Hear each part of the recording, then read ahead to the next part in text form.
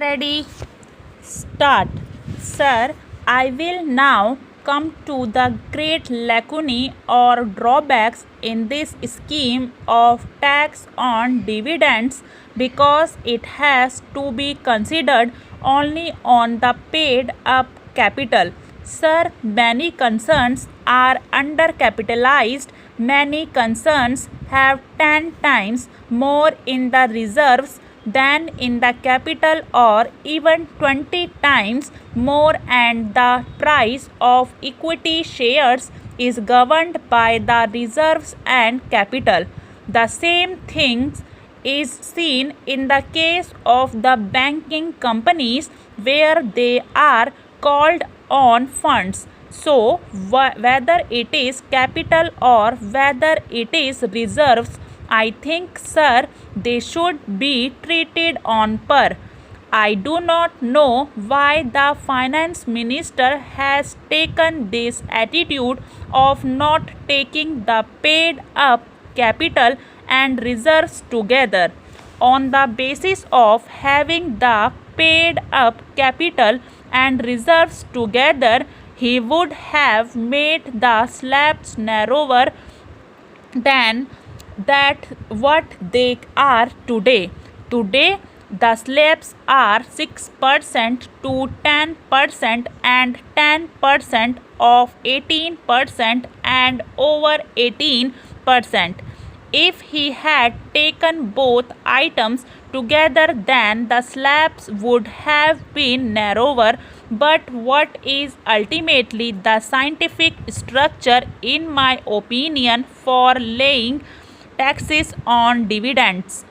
After having taken this step, I would request him to do one more thing. If people make an application for converting reserves into capital, permission should be given very generously. There should be no hindrance in the way of companies converting their reserves into capital. Such a chance would serve the purpose that we have in view, because once the reserves are converted into capital, they will be used only for expansion, for renovation, and for reconditions. They will be used in a matter which will serve the cause of the country, because if the capital is to be reduced subsequently, then permission or sanction of the government is required. Therefore, sir, I suggest that ultimately return should be calculated on paid up capital and reserves put together, and this is more scientific. Sir, let us see what good will be achieved by this tax on dividends. Either people will pay taxes on dividends or they will plow back the profits into industry, and by this process industrialization will not be retreated, but in my opinion it will be accelerated. People will be forced to plow back their profits for fear of having to pay more. Sir, it may be said that the finance minister is very hard on industry at present, and it has been said so many quarters, but we have to look to one concession that he has given in clause 6 regarding section 23. He has reduced the percentage of distribution from 60 to 50. I think, sir, this is a very welcome feature. This was overdue, because if industrial concerns want to plow back the profits for expansion or for reconditioning and renovation, they should be allowed to do so. This gives us an idea about his inclination, which is that the country should be industrialized at a fast peace, and on this account he has given this concession. He is giving exemptions in certain cases in order that the concerns may expand by not contributing any dividend. In giving such exemptions, I hope he will be very generous. Now, sir, I would come to the third point about depreciation allowance, development rebate, and compulsory deposit.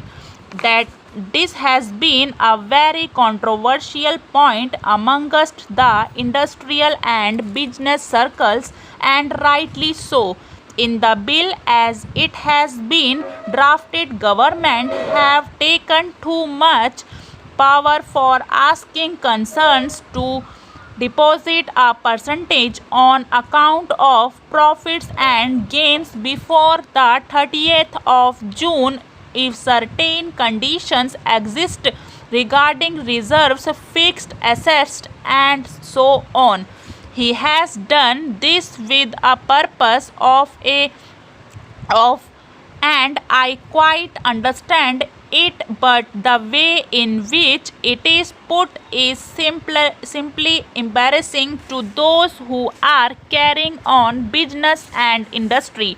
He has assured us that he will use this power in the most liberal manner, but that assurance could very well have been implemented by having some changes in the clause which has been brought before the House, because this deposit has to be made before the 30th of June. Because it has to be made before the 30th June, you know that 90% of the concerns are borrowers, and a borrower cannot be asked to deposit earlier. Therefore, 1 month before let him know that so much profits and reserves would be exempted.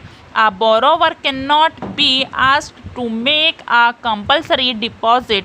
Sir, although the Honorable Minister has assured us that he will be very liberal in this connection, I feel that it should have been in the bill itself rather than in the rules if he at all means that.